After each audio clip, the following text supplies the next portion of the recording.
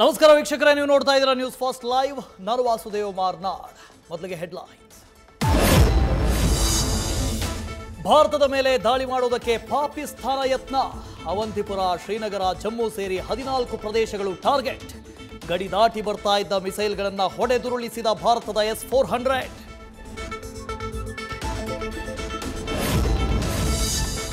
ಪಾಕ್ ವಿರುದ್ಧ ಆಪರೇಷನ್ ಸಿಂಧೂರ ಚಾಪ್ಟರ್ 2.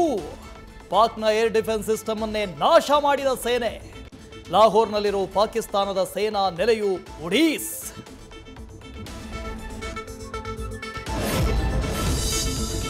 ಲಾಹೋರ್ನಲ್ಲಿ ನಿರಂತರ ಡ್ರೋನ್ ದಾಳಿ.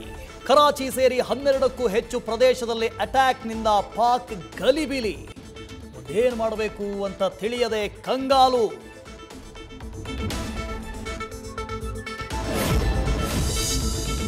LOC ಗಡಿಯಲ್ಲಿ ಮುಂದುವರೆದ ಪಾಕ್ ಅಪ್ರಚೋದಿತ ದಾಳಿ. ಕಾಶ್ಮೀರದ ಕುಪ್ವಾರ, ಉರಿ, ಪೂಂಚ್ ಸೇರಿ ಹಲವೆಡೆ ಅಟ್ಯಾಕ್.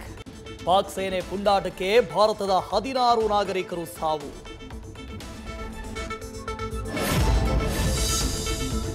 ಭಾರತ ದಾಳಿ ಮಾಡಿದ್ದು ಟೆರರಿಸ್ಟ್ ಕ್ಯಾಂಪ್ಗಳನ್ನ ಎಂದ ಪಾಕ್ ರಕ್ಷಣಾ ಸಚಿವ. ಬಾಯಿ ತಪ್ಪಿಯಾದರೂ ಸತ್ಯವನ್ನ ಒಪ್ಪಿಕೊಂಡ ಖ್ವಾಜಾ ಆಸಿಫ್. ಮರುಕ್ಷಣವೇ ಮಾತು ಬದಲಿಸಿ ಕಳ್ಳಾಟ. ನ್ಯೂಸ್ ಫಸ್ಟ್, ನಿರ್ಭೀತಿಯಿಂದ ನಿಮ್ಮ ಪರವಾಗಿ.